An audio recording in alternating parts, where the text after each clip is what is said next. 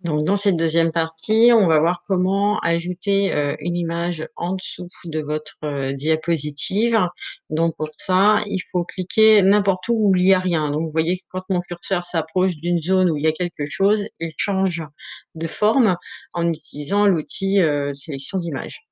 Donc là, ici, il n'y a rien. Je vais faire un clic droit et faire mise en forme de l'arrière-plan. Ici, je peux très bien utiliser, par exemple, une image ou une texture en allant chercher sur Internet grâce à insérer une image en ligne.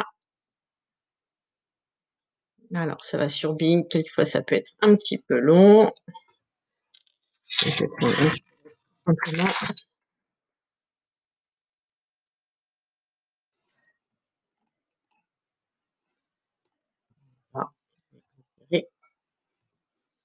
Voilà, et la diapositive vient de se mettre donc derrière mon fond, je ne peux pas y accéder, elle est derrière l'image. Si je fais appliquer partout, cette image va s'appliquer sur toutes les diapositives. Là, c'est pas mon choix, d'accord? Donc je vais juste faire ça et fermer simplement mon menu. En ce qui concerne les masques de diapositives, donc ils sont dans insertion. Dans affichage, masque des diapositives et donc il faut absolument que vous reveniez un tout petit peu plus haut pour trouver la diapositive numéro 1 si vous voulez insérer, par exemple, un logo sur toutes les feuilles. Si vous l'insérez ici, ça n'apparaîtra que sur celle-là. Si vous l'insérez ici, ça apparaîtra sur toutes les diapositives et c'est pareil, donc soit on prend une image qu'on a déjà en archive, soit on peut aller chercher une image. Donc là, je vais marquer logo,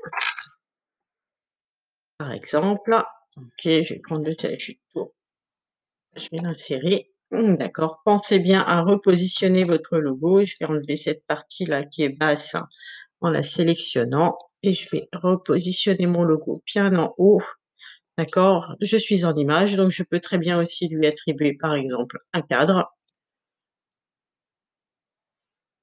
Et je vais changer la bordure de ce cadre pour que ça aille avec mon thème, par exemple. Essayer de la positionner correctement. OK, là, elle est parfaite, d'accord. Elle est bien sur l'image 1, d'accord. Je peux quitter mon mode masque de diapositive. Attention, il s'est mis ici. Je vais cliquer et je vais fermer mon mode masque de diapositive et mon logo est venu apparaître sur mes diapos. Dernière partie, donc pour pouvoir insérer donc un smart art, à partir d'un objet qui a déjà été créé. Donc là, il s'agit d'une liste. Il faut absolument que ça soit une liste, pour qu'il puisse le reconnaître. Et ici, vous avez un petit outil qui ressemble légèrement à SmartArt. Regardez, l'outil SmartArt, il est là, d'accord?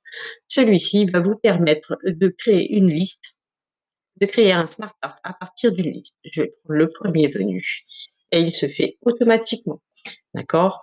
Bien sûr, comme j'ai appliqué un thème couleur à mon diaporama, il me saisit mais en bleu, mais je peux tout à fait modifier la couleur, d'accord, puisqu'il va me mettre une harmonie de couleurs qui va avec mon diaporama. D'accord. Ensuite, dans animation, par exemple, je vais pouvoir lui mettre une animation et lui demander de faire du un par un.